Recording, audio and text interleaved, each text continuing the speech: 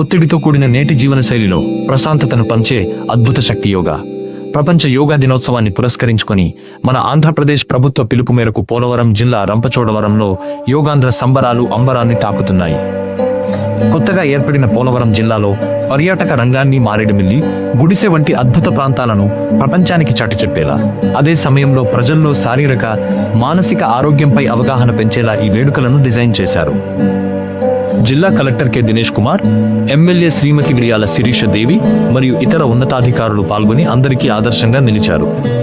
ఈ నెల 21న రంపచోడవరం ఏపీఆర్జేసీ బాలుర పాఠశాల ప్రాంగణంలో జరిగే భారీ అంతర్జాతీయ యోగా దినోత్సవానికి ప్రజలందరూ పెద్ద ఎత్తున తరలివచ్చి విజయవంతం చేయాలని జిల్లా కలెక్టర్ పిలుపునిచ్చారు.